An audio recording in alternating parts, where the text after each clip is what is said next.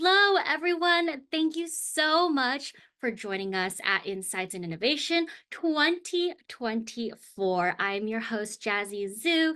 I'm also the VP of Marketing at Equipify. This year is Equipify's third birthday, and this is our second Insights and Innovation. For those of you who are able to join our in-person track in Phoenix, welcome back.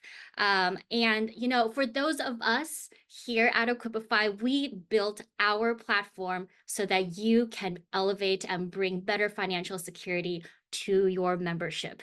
All of this would not be possible without your partnership, and we're also very thankful for our sponsors today who've made this all possible.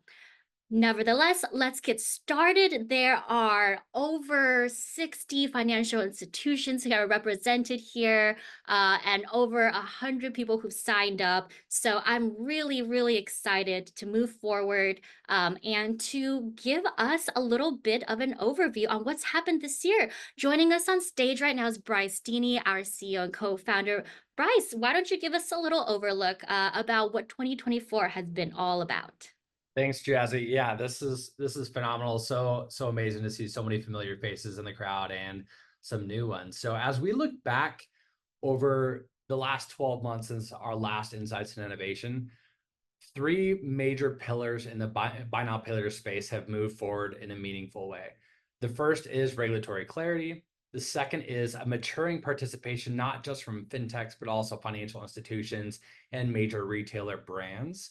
And the third is that this is being embedded everywhere. It used to just be on Amazon. It used to just be on, popular websites like Peloton. In the last 12 months, it has literally exploded across the US. So I'm going to first touch on the regulatory impact. The CFPB earlier this year announced a regulatory motion saying that buy now, pay later is now regulated in the US, just like consumer credit cards. Now, this is something that as we were literally building Equipify, we had the initial idea.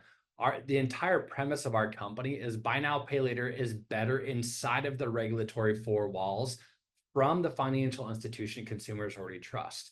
And we've been pushing that agenda for several years. And now we are very happy that the CFPB has stepped up and said, yes, this should be a regulated product. So from our customers' point of view, those of you who are listening who are financial institutions, this obviously allows you to move forward with your own buy now, pay later product with confidence, just like it's 1989 and the feds and the regulators said, hey, we're going to go ahead and regulate credit cards and offer consistency across America. The second piece I wanted to talk about briefly is the fact that third-party buy now, pay later providers, the direct consumer apps that we help you compete with, like the Klarnas and Affirms, have actually taken different approaches to encroaching on more of the consumer wallets. Klarna, who's going to be IPOing in the next 12 months or so in the US market, has a major user base in the US, tens of millions of users. And they've actually recently announced that they're launching a savings account attached to the buy now, pay later account for those tens of millions of US users. On the other hand, Affirm has taken a different approach, and they're actually not coming after the deposits, but they are going after the entire spend from the checking account. And they've recently launched their own debit card. We announced that about a year ago, and now in their most recent quarter, they announced that they now have over 1 million active debit card users in the US. So these are consumers that used to use somebody else's debit card, probably from their primary institution, and now they're choosing to use Affirm's debit card. The third piece I wanted to talk about really quick is the encroachment everywhere. Buy now, pay later, one of the primary benefits of buy now, pay later is it gives consumers optionality and choice and makes them feel like they are in charge of whether they want to finance something on their own terms. And this can be provided in a myriad of ways. One of the big changes in the last 12 months is now this is being embedded inside of our iPhones and Android phones.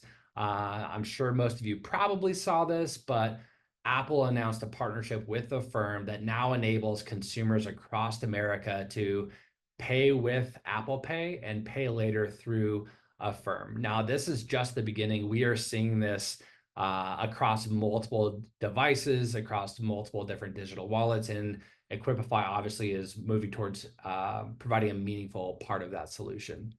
Now, from a sentiment perspective, 12 months ago, buy now, pay later, keep in mind, it was not a fully regulated product yet in the US.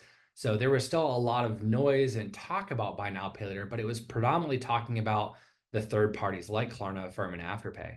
And we have seen a significant shift where now most major publishers are actually talking about you, the financial institutions who are offering a more safe, embedded, and trusted solution for your consumers, for your members. And from our vantage point, we know that this is just the beginning, and it's not just us saying this. In fact, Jack Henry recently did their annual survey and saw that 20% of credit unions and 14% of all institutions in the US are already planning on launching their own embedded buy now, pay later solution in the next 2 years. Keep in mind, this is on top of the dozens that Equipify has already enabled just in the last 12 months alone. Now, our growth is honestly phenomenal. A lot of us have not slept in 3 years since we started the company, but this growth is directly correlated with two things. One, it's correlated with you, our customers who have raised your hand and said, hey, we want to be the first in our state, the first in our community. We want to really offer an alternative solution to fintechs that is more trusted and reliable. The second is your members, your consumers are reacting to this new product that you've launched in a meaningful way. Our platform has grown 3,000% in usage year over year. And we also know that this is just the start. Less than 3% of institutions in the US have already launched, and we know that the number is going to significantly increase in the years to come. Buy now, pay later is honestly just a tool. It's a tool for the consumer to have confidence and optionality.